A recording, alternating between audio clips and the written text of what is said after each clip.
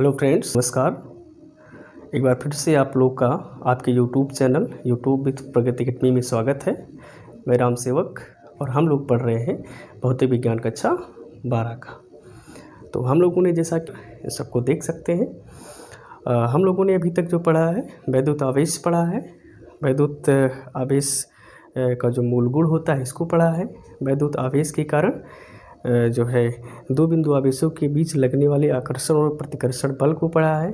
Coulomb का नियम पढ़ा है और अध्यारोपण का सिद्धांत, यानी बहुत सारे चार्ज अगर हों किसी एक सिस्टम में तो उन सभी चार्जों के कारण किसी एक पॉइंट पर कितना बल लगता है, इसको हम लोगों ने पढ़ा। उसके बाद वैद्युत क्षेत्र की अवधारणा हम लोगों ने पढ़ा है और किसी एक बिंदु आवेश के कारण उससे कुछ दूरी पर, मान लेते हैं r दूरी पर स्थित वैद्युत क्षेत्र की तीव्रता का सूत्र हम लोगों ने निकाला है, जो आया था E = 1/4πε0 Q/r² न्यूटन प्रति कूलाम।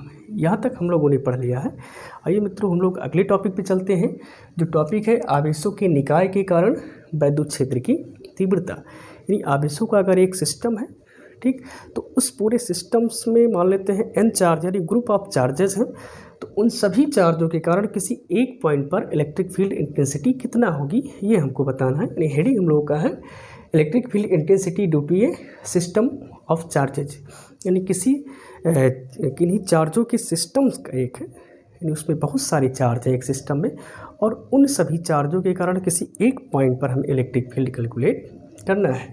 जैसा कि हम लोगों ने पढ़ा है कि अगर एक पॉइंट, मान लेते हैं यहाँ पर केवल एक पॉइंट हो और इसके कारण एक पॉइंट चार्ज हो, इसको हमने Q माना था, और इसके कारण यहाँ से स्मॉल r दूरी पर कोई पॉइंट P था, यहाँ पर इलेक्ट्रिक फील्ड इंटेंसिटी हम लोगों ने निकाल लिया था। लेकिन मान लेते हैं हमारे पास एक सिस्टम है, एक निकाय है, जिसमें ग्रुप ऑफ चार्जेस, बहुत सारे चार्ज हैं। वो जो है एक पॉइंट पर तो होंगे नहीं, अलग अलग पॉइंट पर होंगे।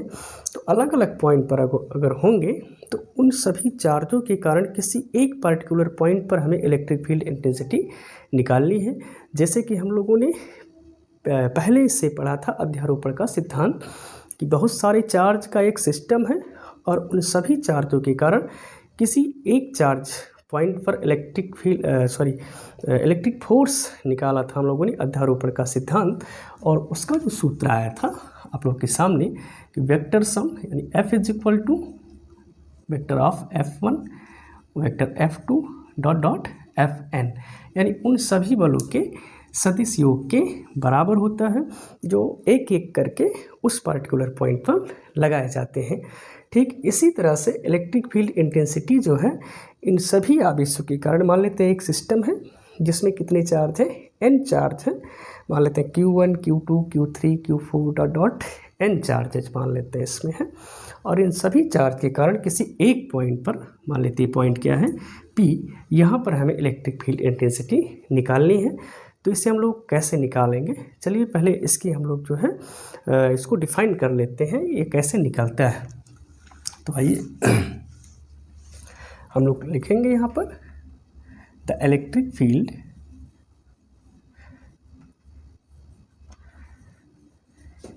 Intensity due to a system,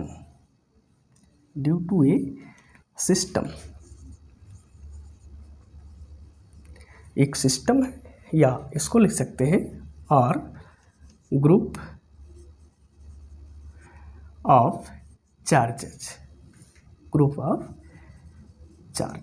यानी चार्जों का एक समूह, या कह सकते हो उसको एक सिस्टम है, और group of the electric field intensity at any point due to a system और group of charges is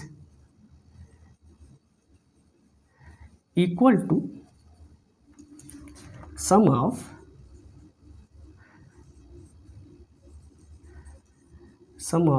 electric field intensities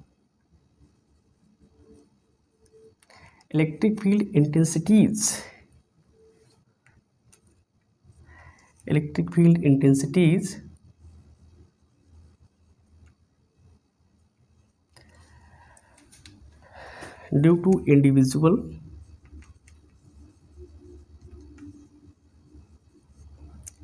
individual charges at the same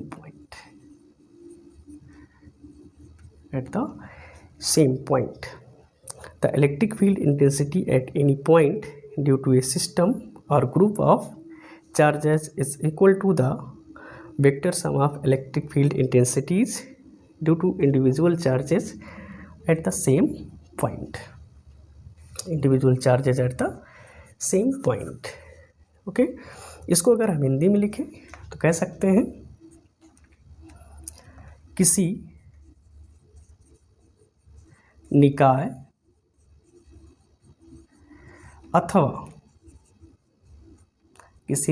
अथवा आवेशों के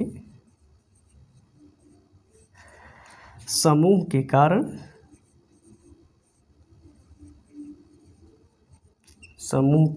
कारण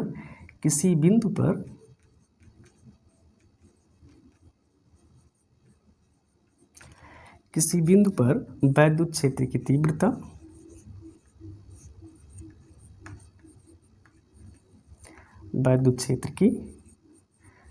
तीव्रता उन सभी तीव्रताओं के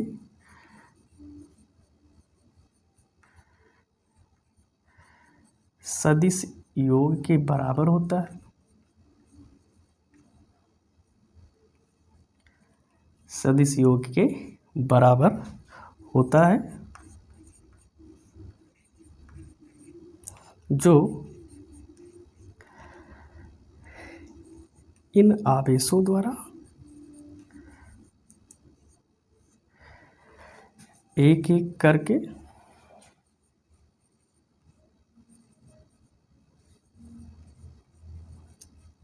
उत्पन्न किया जाता है। ठीक, यह मान लेंगे कि माना n आवेश है, माना किसी निकाय में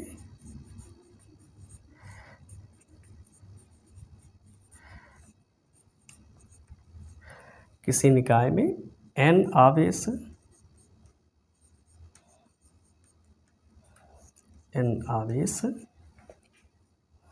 तब उन सभी आवेशों के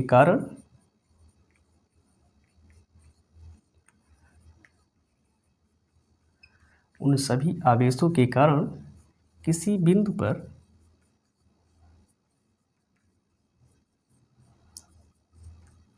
वैद्युत क्षेत्र की तीव्रता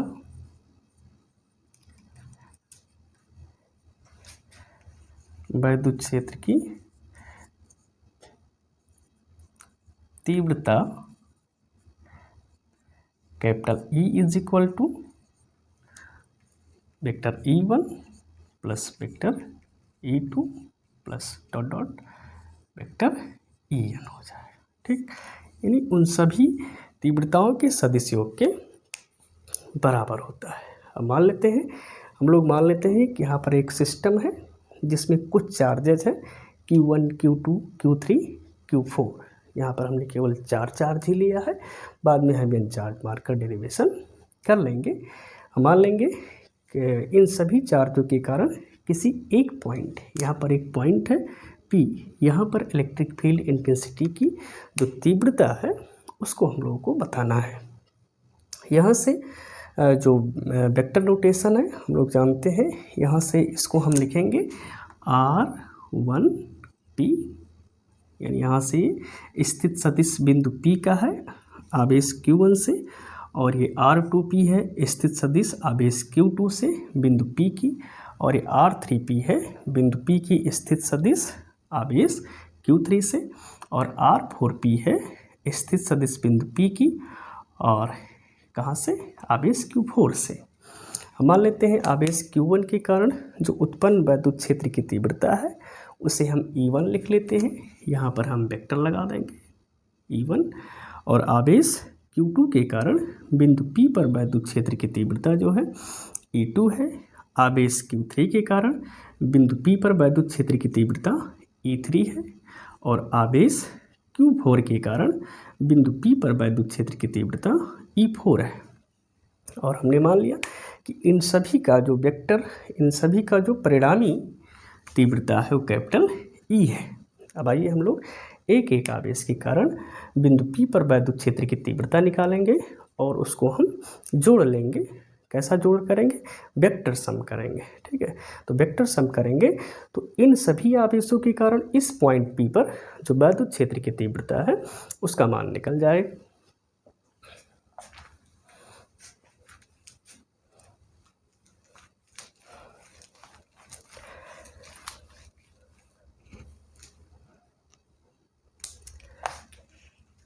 यहाँ लिखेंगे माना आवेश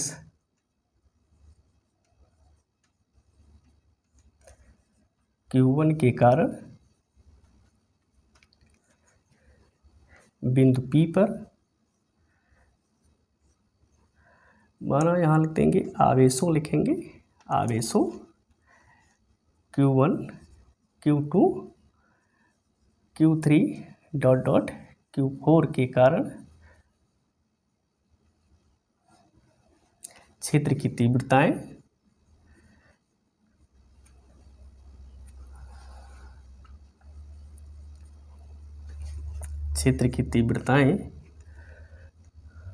कारण, यहाँ पर यहाँ लिखना था हमको, कारण कहाँ पर निकालना है? बिंदु P पर। कारण बिंदु P पर क्षेत्र की तीव्रताएं क्रमशः E1, E2, E3 व E4 हैं। यहाँ वेक्टर लगा देंगे क्योंकि वैद्युत क्षेत्र की तीव्रता एक सदिश राशि है। तब यहाँ से लिखेंगे हम E1 इज इक्वल टू 1/4πε0 और Q1 यहाँ से जो इसका स्थित सदिश है वो कितना है? R1P है, तो हो जाएगा R1P का स्क्वायर और यूनिट वेक्टर R1P। और E2 बराबर लिखेंगे यहाँ से 1/4πε0 Q2/R2P का स्क्वायर और यूनिट वेक्टर R2P, सॉरी यहाँ पर E2 लिखना था, और यहाँ से E3 इज इक्वल टू हो जाएगा 1/4πε0 Q3/R3P का स्क्वायर और यूनिट वेक्टर R3P। और इसी तरह से हमें अगर मान लें n चार्जेस हैं तो En इज इक्वल टू हो जाएगा 1/4πε0 Qn/RnP का स्क्वायर और यूनिट वेक्टर RnP। तो हम लोगों ने अभी जो डेफिनेशन लिखा था वो कहा था कि जो इन सभी आवेशों के कारण किसी एक पॉइंट P पर जो इलेक्ट्रिक फील्ड इंटेंसिटी होगी वो इन सभी आवेशों के कारण अलग अलग उत्पन्न वैद्युत क्षेत्र की तीव्रताओं के सदिश योग के बराबर होगा। इसलिए हम लोग लिखेंगे E इज इक्वल टू, यहाँ से हो जाएगा vector E1 plus vector E2, या इसको भी हम लोग ऐसे लिख लें E1P लिखें E2P लिखें, है ना। यहाँ से E1P लिखें, E2P लिखें, E3P लिखें और ENP लिखें। तो यहाँ से हो जाएगा डॉट डॉट ENP, सबकी वैल्यू लिखेंगे। यहाँ अगर हम देखें तो सब में जो है 1/4πε0 कॉमन है, हम उसको कॉमन लिख लेंगे तो हो जाएगा 1/4πε0 और उसके बाद यहाँ से है Q1/R1P का square unit vector R1P plus Q2/R2P का स्क्वायर और यूनिट वेक्टर R2P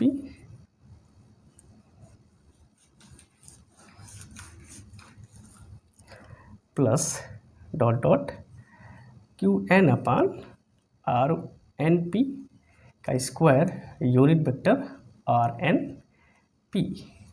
अगर इसको हम लोग चूँकि एक सीरीज बन रहा है, एक श्रेणी बन रही है, इसलिए यहाँ हम लोग सिग्मा का प्रयोग कर सकते हैं। इसलिए E इज इक्वल टू हो जाएगा 1/4 पाई एप्सिलॉन 0 और यहाँ लिखेंगे सिग्मा। आई का मान कहाँ से कहाँ तक, 1 से लेकर n तक वैरी कर रहा है n, और यहाँ से हो जाएगा Q I upon R I P का स्क्वायर और unit vector are I P. तो ये हो जाएगा किसी एक सिस्टम या ग्रुप ऑफ चार्ज के कारण किसी एक पॉइंट्स पर इलेक्ट्रिक फील्ड की इंटेंसिटी हो जाएगी, जिसको हम लोग बड़ी आसानी से कर लेंगे। ठीक है, तो अब हम लोग जो है इस टॉपिक पर एक अंकित प्रश्न करेंगे, न्यूमेरिकल करेंगे। तो आइए न्यूमेरिकल को देखते हैं। तो आइए दोस्तों, हम लोग आवेशों के किसी निकाय के कारण वैद्युत क्षेत्र की तीव्रता का जो सूत्र अभी हम लोगों ने लिखा है कि E is equal to 1/4 pi epsilon 0 sigma I is equal to 1 से लेकर n तक Q I upon R 1I का square unit vector R N I. उसी पर आधारित हम लोग एक प्रश्न को हल करेंगे। प्रश्न है, दो बिंदु आवेशों Q1 तथा Q2 जिनकी परिमाण क्रमशः 10 की घात -8 कूलाम तथा -10 की घात -8 कूलाम है, एक दूसरे से 0.1 मीटर दूरी पर रखे हैं। जैसा चित्र में दिखाए गए बिंदुओं A, B तथा C पर वैद्युत क्षेत्र आपको परिकलित करना है। देखिए यहाँ पर एक चित्र बना हुआ है जो एक त्रिभुज के टाइप का बना हुआ है, जिसपे दो बिंदु आवेश यहाँ पर Q1 है और यहाँ पर Q2 है, और इनका जो रिजल्टेंट यानी इनका परिणामी है Q1 का है 10 की घात -8 कूलाम और Q2 का है -10 की घात -8 कूलाम। आपको बिंदु A पर वैद्युत क्षेत्र की तीव्रता बतानी है, बिंदु B पर वैद्युत क्षेत्र की तीव्रता बतानी है और बिंदु C पर वैद्युत क्षेत्र की तीव्रता बतानी है। ये एक समबाहु त्रिभुज है। अब यहाँ से यहाँ तक की अगर टोटल दूरी है 0.1 मीटर, तो आधी दूरी हो जाएगी 0.05 मीटर और ये दूरी भी 0.05 मीटर हो जाएगी। यहाँ से इसकी दूरी दी गई है, जो है आवेश Q1 से यहाँ तक की दूरी दी गई है 0.05 मीटर, और यहाँ से Q1 से बिंदु C की दूरी दी गई है 0.1 मीटर और Q2 से बिंदु C की दूरी दी गई है 0.1 मीटर दिया गया। तो आइए हम लोग जो है सबसे पहले क्या करते हैं, आवेश Q1 के कारण बिंदु A पर वैद्युत क्षेत्र की तीव्रता निकालते हैं। तो यहाँ लिखेंगे हल और यहाँ पर लिखेंगे हम लोग आवेश Q1 के कारण बिंदु A पर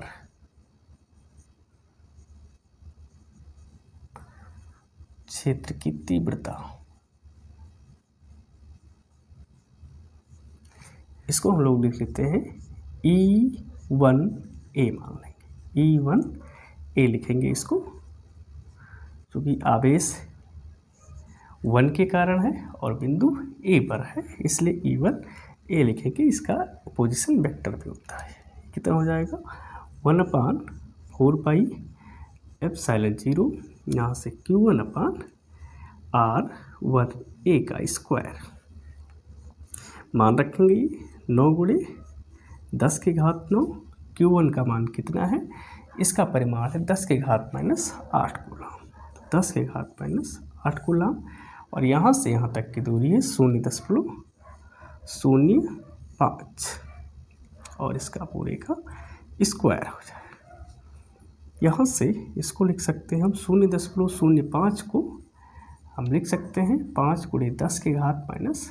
तो यहाँ डायरेक्ट लिखते कितना हम 5 गुणे 10 की घात -2 लिखते हैं, हल करने में आसानी होगी और इसका स्क्वायर हो जाएगा। यहाँ हो जाएगा ये 9 गुणे 10 के घात, यहाँ से ये 9 है और यहाँ पर जो घात है वो -8, और इसके बाद इसका जो है हम स्क्वायर करेंगे तो 5 × 5 यानी 25 हो जाएगा, और ये 10 के घात -4 हो जाएगा। यहाँ बचेगा 9 गुणे, और यहाँ 10 के घात यानी 9 में से 8 जाएगा तो केवल बचेगा 10/25, और इस घात को अगर ऊपर ले जाए तो 10 के घात माइनस यानी +4 हो जाएगा, और यहाँ से अगर भाग दे तो 10 × 9 90 हो जाएगा बटा 25 गुणे 10 के घात 4, और ये आ जाएगा, इसे 25 से भाग देंगे तो 25 × 75 3.6 गुणे 10 के घात 4 न्यूटन प्रति कूलाम। ये जो आया है अभी आवेश Q1 के कारण बिंदु A पर वैद्युत क्षेत्र की तीव्रता आई है, वैसे ही आवेश Q2 के कारण भी बिंदु A पर जो वैद्युत क्षेत्र की तीव्रता आएगी वो बराबर ही आएगी, क्योंकि आवेश का जो परिमाण है वो दोनों का बराबर है। बस देखिए यहाँ पर क्या होगा, जो आवेश जो है Q1 के कारण यहाँ पर जो क्षेत्र की तीव्रता होगी वो E1P, इसकी डायरेक्शन इस साइड में होगी E1P, और जो माइनस आवेश के कारण होगा उसकी भी दिशा इधर होगी, यानी E1A और E2A, और इनका जो रिजल्टेंट होगा EA, उसकी भी दिशा उधर होगी उनके रिजल्टेंट की, क्योंकि ये दोनों एक ही डायरेक्शन में हैं। यहाँ लिख लेंगे। इसी प्रकार आवेश Q2 के कारण बिंदु A पर तीव्रता, और इसे लिखेंगे E2A इज इक्वल टू, जो परिमाण इसका है वही परिमाण उसका होगा, बस केवल डायरेक्शन उसी दिशा में होगी, जो E1A का है वही E2A का भी होगा, यानी ये आ जाएगा 3.6 गुणे 10 के घात 4 न्यूटन प्रति कूलाम। यानी हम लोगों ने निकाल लिया कि आवेश Q1 के कारण बिंदु A पर क्षेत्र की तीव्रता क्या है, और आवेश Q2 के कारण बिंदु A पर क्षेत्र की तीव्रता क्या है। आवेश Q1 के कारण इतना है और आवेश Q2 के कारण भी इतना ही आएगा, क्योंकि दोनों आवेश का परिमाण बराबर है और दोनों आवेश की जो दूरियां हैं बिंदु A से वो बराबर है। बस क्या है कि जो आवेश Q2 के कारण क्षेत्र की तीव्रता होगी वो बाहर की ओर, और माइनस Q2 के कारण जो क्षेत्र की तीव्रता होगी वो आवेश की ओर होगी, और दोनों एक ही दिशा में हो जाएंगे। इसलिए बिंदु A पर जो क्षेत्र की तीव्रता होगी, इसलिए बिंदु A पर क्षेत्र की तीव्रता, इसको लिखेंगे EA इज इक्वल, क्योंकि दोनों एक ही डायरेक्शन में है इसलिए जुड़ जाएंगे, E1A प्लस E2A, और दोनों अगर देखा जाए तो बराबर है, 3.6 गुणे 10 के घात 4 और प्लस 3.6 गुणे 10 के घात 4, और दोनों को जोड़ लेंगे तो आएगा ये 36 यानी 7.2 गुणे 10 के घात 4 न्यूटन प्रति कूलाम। तो आवेश Q1 और Q2 के कारण बिंदु A पर जो वैद्युत क्षेत्र की तीव्रता आया है वो 7.2 गुणे 10 के घात 4 न्यूटन प्रति कूलाम आया है। इसी तरह से हम लोग बिंदु B पर वैद्युत क्षेत्र की तीव्रता निकालेंगे।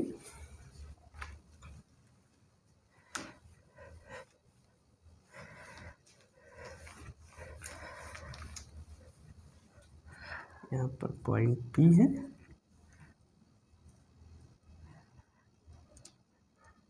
वो मिटा देंगे ऐसे धीरे धीरे जितना मिट नहीं पाए। चलिए तो लिखेंगे हम लोग इसी प्रकार आवेश Q1 के कारण बिंदु B पर क्षेत्र की तीव्रता।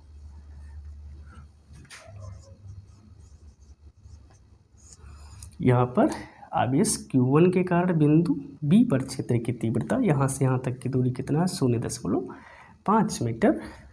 तो इसको हम मानेंगे 1E1B और 1/4πε0 और Q1/R1B का स्क्वायर। चलिए सबकी वैल्यू रखेंगे।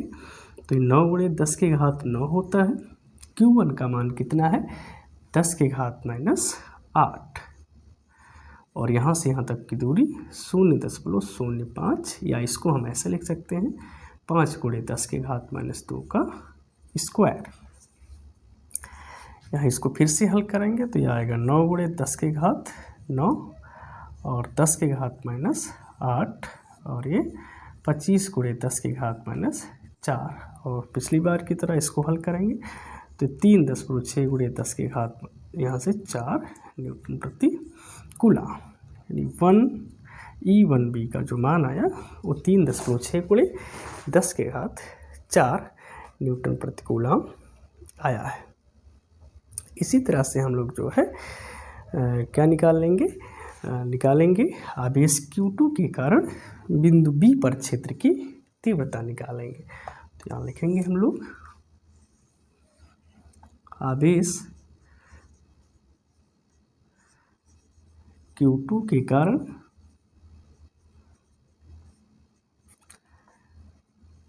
बिंदु B पर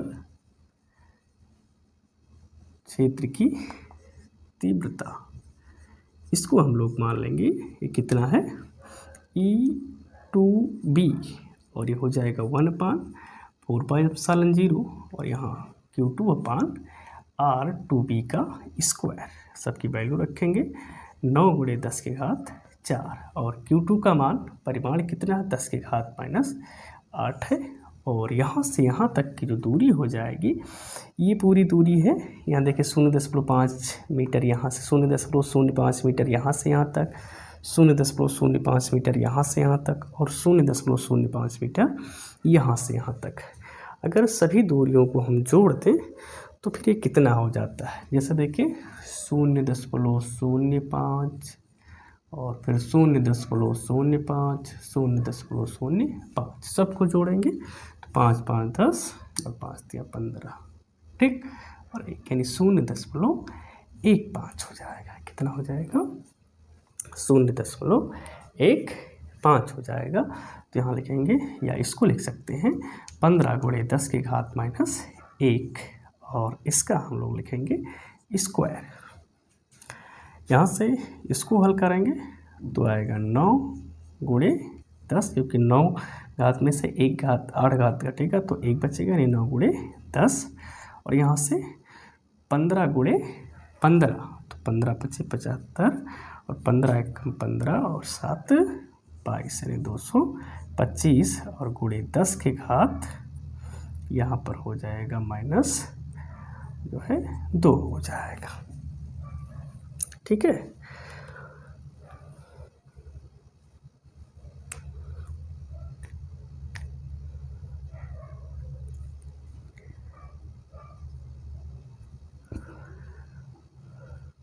अब इसको जो है हम लोग को हल करना है। अगर यहाँ देख सकते हैं, इससे क्या करना है, इस पे भाग देना है। तो जब भाग देंगे तो सॉरी यहाँ पर 10⁻−2 होगा और यहाँ पर आएगा 10⁻−4।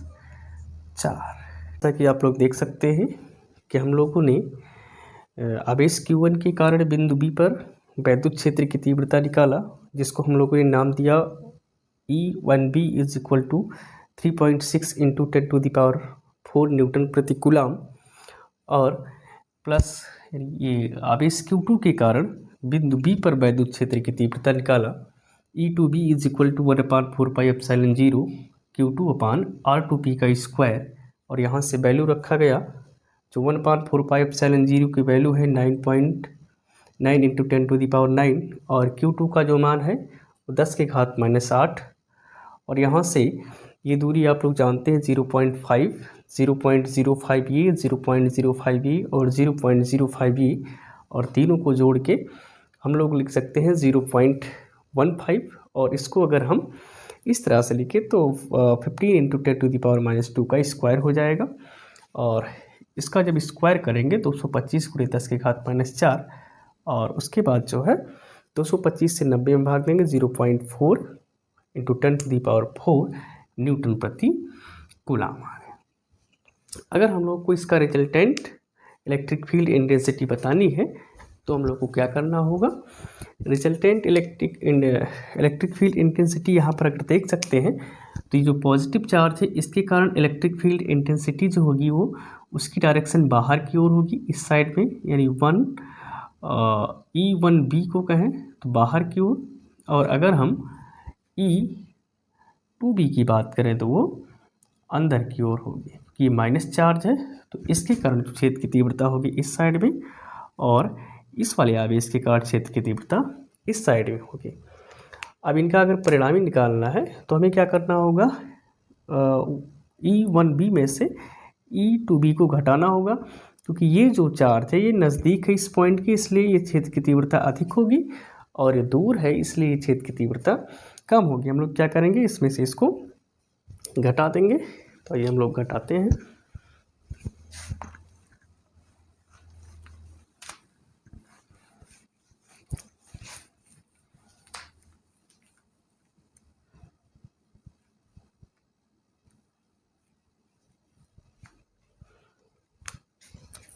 तो यहाँ से हम लिखेंगे EB = E1B माइनस E2B, और यहाँ से वैल्यूज़ रखेंगे हम लोग। इसकी वैल्यू आए 3.6 × 10⁴ और माइनस 0.4 × 10⁴। यहाँ से इसको सॉल्व करेंगे तो ये 0.6 में से 0.4 जाएगा तो 0.2 बचेगा। तो यहाँ लिखेंगे 3.2 × 10⁴ न्यूटन प्रति कूलाम। हम लोगों ने पॉइंट P, यहाँ पर जो पॉइंट B दिया गया है, यहाँ पर आवेशों Q1 और Q2 के कारण वैद्युत क्षेत्र की तीव्रता निकाल लिया है।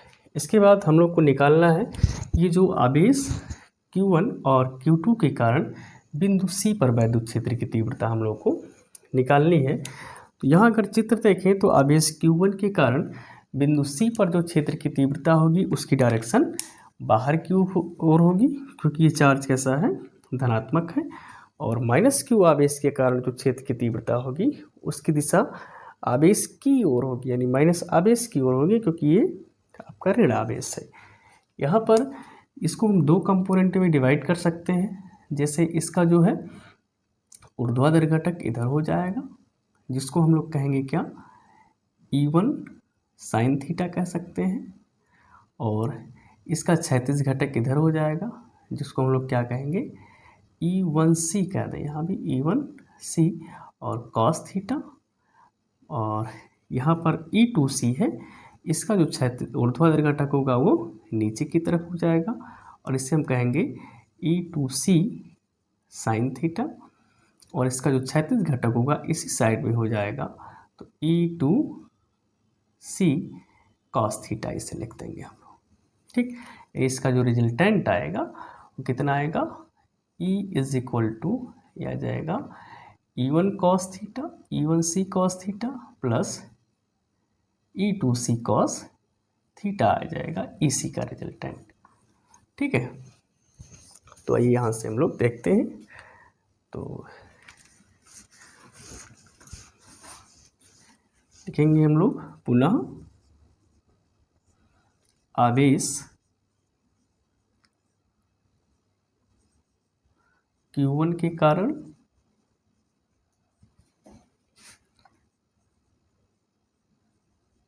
बिंदु C पर क्षेत्र की तीव्रता,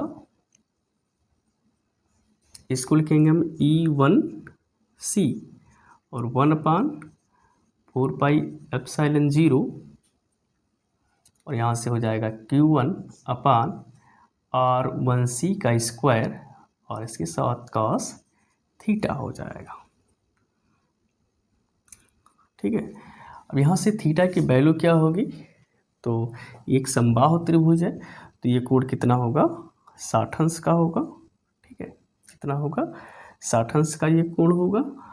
तो 36 के साथ अगर ये 60 अंश तो ये भी कितना होगा, 60 अंश का कोण ही होगा। यानी थीटा की जो वैल्यू होगी वो 60 डिग्री होगी। तो यहाँ से E1C का मान निकाल लेंगे, ये आ जाएगा कितना, 9 गुणे 10 के घात 9 है। Q1 का मान 10 के घात -8 है और ये हो जाएगा, R का मान है 0.1 है, या इसको 10 के घात -1 लिख लेते हैं। तो हो जाएगा 10 के घात -1 और इसका स्क्वायर, और यहाँ से हो जाएगा cos 60 डिग्री। ठीक है, यहाँ से इसको लिखेंगे हम 9 × 10⁻⁹ और यहाँ से 10 के घात -8 यहाँ हो जाएगा और 10 के घात -2 नीचे हो जाएगा। cos 60 अंश का मान 1/2 हो जाएगा।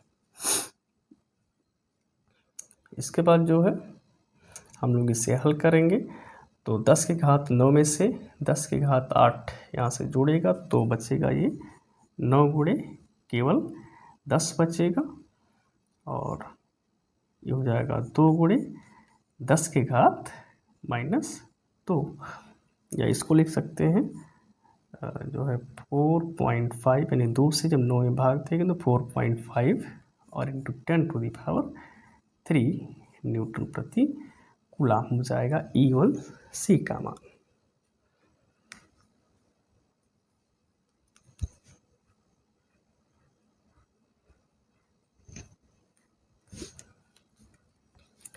इसी तरह से अगर हम बात करें E2C की, तो ये हो जाएगा जो है E2C cos थीटा, और E2C cos थीटा आएगा 9 × 10⁹।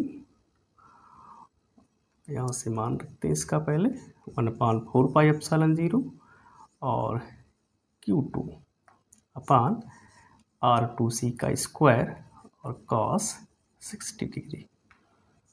यहाँ से इसको लिखेंगे 9 × 10⁹, Q2 का मान 10 के घात -8 और यहाँ से cos 60 अंश का मान 1/2 और ये भी 0.1 है, 10 के घात -1 का स्क्वायर, और ये भी हल करेंगे तो आएगा 4.5 × 10⁻³ न्यूटन प्रति कूलाम आ जाएगा। और अगर इनका हम रिजल्टेंट निकालें यानी EC = तो E1C + E2C आ जाएगा, और ये 4.5 × 10⁻³ + 4.5 × 10⁻³ ये आ जाएगा 9 × 10⁻³ न्यूटन प्रति कूलाम। तो इस तरह से हम लोग जो है इस न्यूमेरिकल को हल कर लेंगे।